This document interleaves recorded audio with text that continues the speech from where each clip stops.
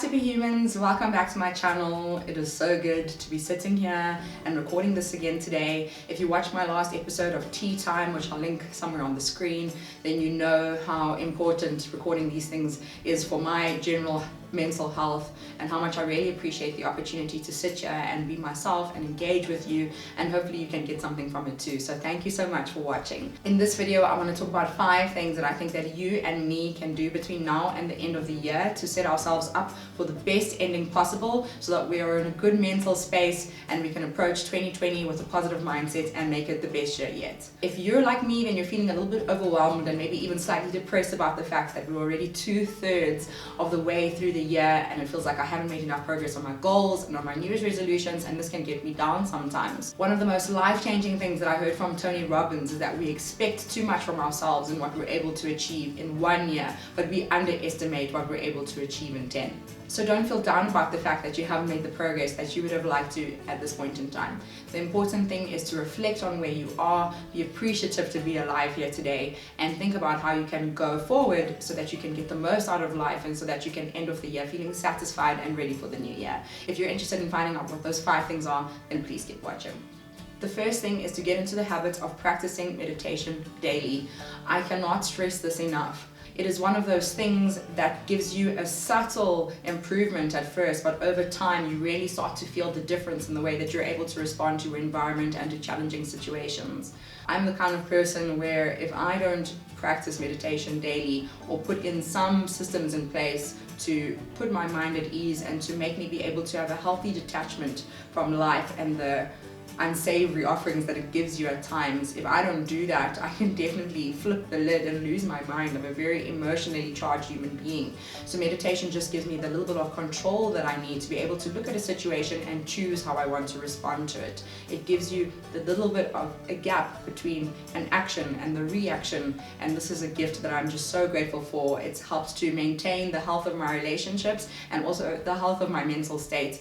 If you want to make this time of your day even more rewarding, I would suggest taking a few minutes to journal. I write 1 page in this A5 book every day where I just dump my thoughts in the morning. Good thoughts, bad thoughts. In fact, the whole point is to try not to judge the thoughts, but you can tell if while you're writing it's a negative or a positive emotion that you're experiencing. And then afterwards there seems to be a sense of peace because I feel so much lighter, and for the rest of the day I can choose to focus on other things. So the combination of meditation with journaling is really powerful. The second thing that I would recommend that you do is to read at least 1 book.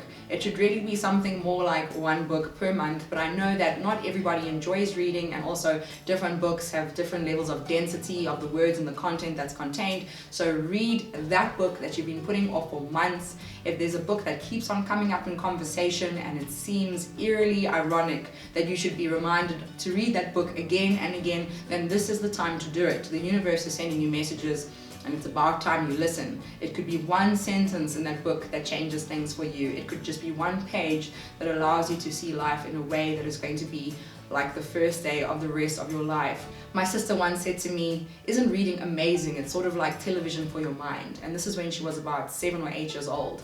And I was not an avid reader at all during school. I thought people that were reading were wasting their time. I used to think, why would you read if you can just watch a movie or watch a series and get the information in that way?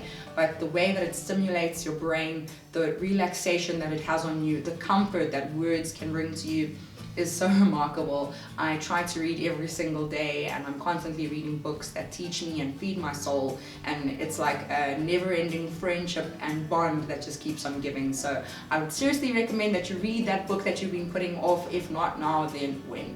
The third thing that I would recommend to you is to complete an online course. We are all learning new things every day, but to learn in an unstructured way is to throw away the opportunity to gain real mastery in a topic.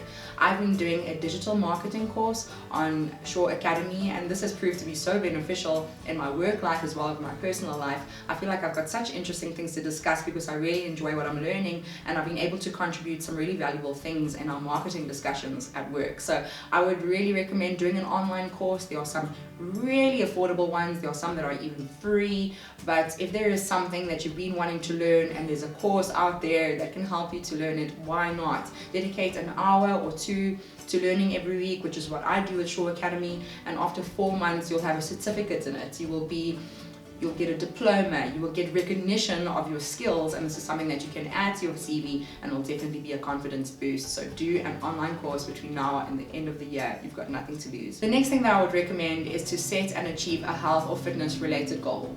One of the best things that you can do to build discipline and mental fortitude is to set a physical target that you would like to achieve and use the power of your mind to get there. If you ask any esteemed athlete, they will tell you that all of the physical grueling challenges that they've been through have been way more about the mental aspect of it than the physical aspect of it. So it's a really great mechanism that you can use to train your mind, and in the process you get a healthier and fitter body, so you'll feel more confident about the way that you look and more confident about your ability to face life's challenges and to actually acquire a level of mastery that you want to. Training your mind through training your body is one of the best things that you can do for yourself, so why not choose to focus on that between now and the end of the year? Often when it comes to health and fitness, it's much easier for us to visualize the path from getting to where we are now to where we need to be, but we can use that same approach to other areas of our lives. This is one of the most impactful things on this list, because if you put a little bit more effort into your body and the way that you present yourself, you feel more confident, the way that you engage with people is improved, and in general you'll have more mental strength, as you know that most situations are simply a case of mind over matter. So this is definitely one not to miss out on. The fifth and final thing on this list is to make amends, or to have that conversation that you've been really dreading to do with somebody in your life. The point of this is not that you'll reach out to that ex-girlfriend or ex-boyfriend who always seems to rile you up, or that you'll go and pick at a wound that is still too fresh, but often I'll find that there will be somebody that keeps coming to my mind on an almost daily basis, and then that for me is a sign that I need to reach out to them.